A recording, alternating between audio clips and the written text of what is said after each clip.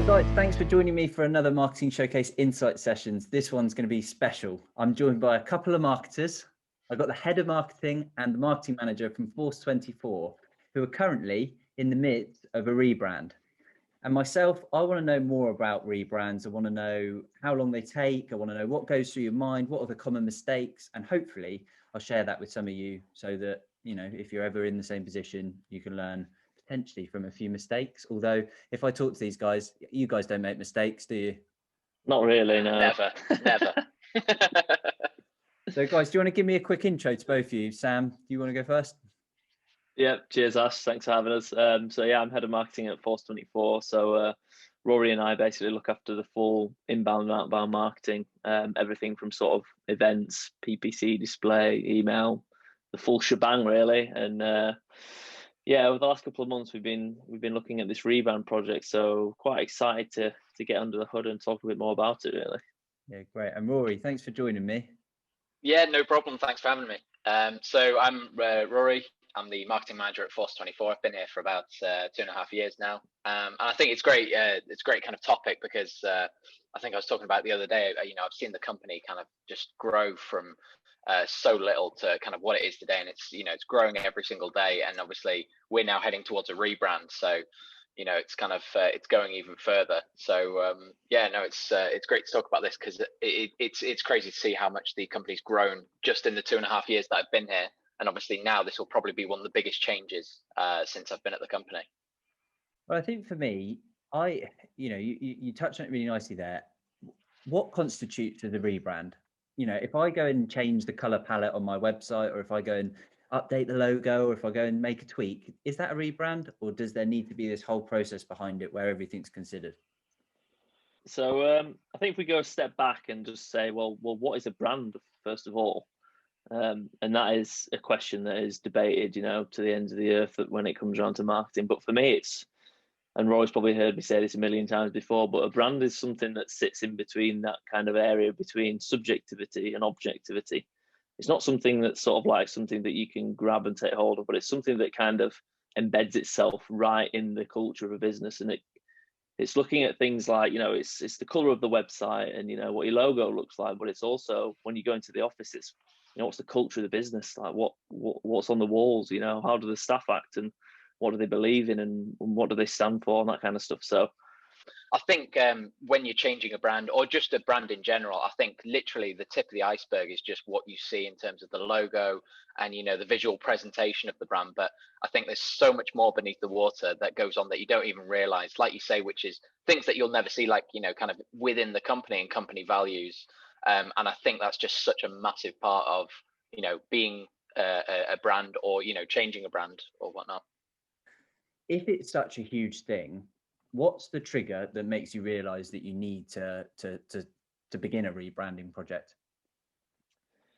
Yeah, I think for us it kind of came over a series of questions and sort of points that were raised internally. Like a lot of our clients sort of put to us the fact that what they see of us from our sort of outbound marketing, it didn't match how they were treated as a client. We come across quite corporate in our marketing and that sort of stuff. And actually, when a client comes on board, they're like, oh, you guys are really fun and you're really sort of trendy and modern. And it's kind of like, this isn't how you come across your marketing. So we were like, well, hang on a minute, we need to change that because we want to reflect who we are and what we stand for through the brand in our marketing. Nice. And where did you start?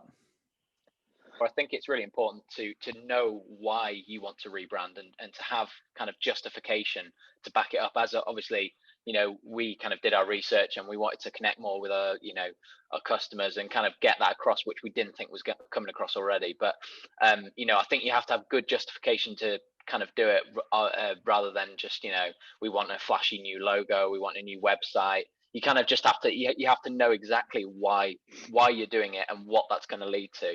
That was my point, Rory. I think that's where maybe I've struggled in the past. I'm sure there's others out there that you kind of sit and you look at your logo and you go, oh, I don't quite fancy that shape anymore. I don't like that font, or I'm not feeling that color. And you change something for the sake of changing it. And have you got any sort of advice or any guidance to how do you come up with that why? I find that so tough. Yeah, I think that's it. And we had the same sort of struggles, especially when you're pitching these sort of proposals to people from, I don't know, finance backgrounds who see website and brand refresh on a spreadsheet and it says 100K, and they're like, well, why do we need to spend 100K to change the color of the logo and website? Well, you are the colouring in it, department, aren't you? oh yeah, exactly. We make things look Exactly. pretty, Yeah. but it is all about education, and it's just saying to people, you know, the way I put it was when the investment board says, why do we need to spend 100K on here? I happen to know that the particular gentleman raising this question was a fan of Bentleys, for example. So I put the question back to him, says, well, why would you spend that much money on a Bentley when you could spend half the money on a Jaguar? And, you know, you get pretty much the same thing as what it does. And he said, I said, well, I just really like Bentleys. It's like, well, it's the same. It's exactly the same. You know, you've got that kind of affiliation with a really highly prestige brand, and it does come down to, you know, it's that weird place. Like I said at the start, it's not subjective and it's not objective. It's kind of like, you know, it's part of me, and I'm emotionally connected to that brand. And I think that is what a good brand does. It builds emotional connections with people, especially in our sort of B2B area. That is what a lot of people use to make the buying decision. It's emotional factors. So if I love that. Ben, that's a great quote. You've got to like somehow snippet that up and just plaster that everywhere. That's brilliant. Yeah. But yeah, you touched upon something really nice there, which I'd like just to sort of expand upon there, and it's B2B brand. And, you know, in my business, we're running marketing events. I see hundreds, if not thousands of marketers walk through our doors, or virtually at the moment, every year. And you see in the B2B setting that the brands are not nearly as strong, even on a glance, as the B2C brands. This is something that I've read about probably more so over the last 3-6 months while I've been going this process. And the idea of B2B and B2C marketing is kind of going out the window, and it's actually coming back to sort of human to human marketing. So there's less of a differentiation these days about, you know, well, this is B2B and I'm B2C. It's not for me.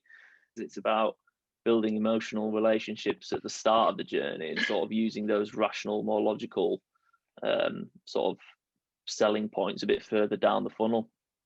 I kind of see it a bit almost like you say, as B2B brands kind of getting more personal and stuff like that, they're trying to come across a bit like we are. You know, we're trying to say that we are this friendly company, and obviously we offer all this training and support, and people only realize that after they've actually got into kind of buying our brand. But obviously we want that to come across straight away, and it's kind of like meeting a new person, and straight away, if that person's really friendly, you warm to them straight away, and you go, oh, cool, you know, this person sounds great, you know, I'd love to, you know, go for a pint with them or whatever. But if they're quite standoffish, you kind of go, oh, okay, I'm not sure about this. Whereas you know what I mean, if there's multiple brands, and obviously, you know, in a very saturated market, you kind of look around, and if one really sticks out to you, and I think especially in this kind of day and age, if one's very personal and one kind of really kind of warms you, then you're going to go with that. And I think it kind of almost it kind of like almost plays with your heart. You kind of go, well, I don't know, these are all quite similar, but these are really kind of cool and friendly and quirky, or whatever it is. And I think that kind of really connects with you. And I think that can be the key difference in kind of a very saturated market sometimes. Has anything, you know, you spent since last July looking at this rebrand, has anything come up unexpected? Anything that you'd going back revisit and change? I think generally speaking, and this is probably the case for most projects that happen within business, it's taken a lot longer than I thought it would. My view was probably by April this year we'd be ready to launch a new website, but in reality it's probably going to be nearer July. I think as well, you need to make sure you're in control of the rebrand as well. Obviously, you know, you get these great marketing companies that help out with it and stuff, but I think sometimes some of them may want to kind of like run away with it, and you need to just make sure you're in control, because at the end of the day, you're the one that knows your company best, and everyone in your company knows your company best. And these people, obviously, they'll have done, you know, tons of research and stuff like that, but they won't have lived and breathed the company for the last few years, you know. As kind of everyone in your company will. So I think it's sometimes important, even though, you know, they're not marketeers or whatever, to actually go to the people in your business and kind of ask around and ask their opinion on things, and get their idea, because like you say, they are the people that are the embodiment of the actual company itself. There's got to be a point to a rebrand. There's got to be some gain out of the end of it. Otherwise you are literally just changing it for the sake of it. So talking about measuring a successful rebrand, and I'm assuming, and I want you to tell me, so I won't go too much into it, but you must set out some objectives right at the beginning. I think one thing to note here is that a rebrand is not something that you can do in 3 months and then measure the success in 6 months' time. It's 3 years down the line that we'll look back and say, did we think this was a good use of spend, which is frustrating from a financial ROI perspective. But a lot of the time marketers get caught up into, let's measure the success after a week of emails, or, let's do one advert in Leeds City Centre on a billboard and let's measure the success next week. And it's not really about that. It's about stepping back and looking back, on a yearly basis and saying, right, what's changed here, and do we think that was a good use of spend? And sometimes it's just about more people knowing about your brands. So when you come to actually, send out either communications or do some kind of marketing which is measurable, it targets people that go, oh, hang on, I did actually see that billboard, or I did see that TV advert, or I did see that, and straight away they have that connection, which then makes them much closer to kind of pushing them down the funnel, as it were. Brilliant. Well, thanks very much, guys. I'm going to sort of sign off with saying, Force 24 marketing automation. If you guys want to, if anyone that's watching this is interested in seeing how the new brand progresses, or needs themselves some pretty swanky email marketing and marketing automation software, head over to Force 24. And if you're a marketer watching this and you want to hear more education, want to tune into more stuff and learn more and progress yourself, please tune into our monthly online marketing events. We run them at the end of every month, and eventually, I promise you'll get an invite to one in person when we can do so. So that'd be nice. Yeah, so thanks very much, guys. Thanks for joining me, and cool. I look forward to speaking to you again soon. All right.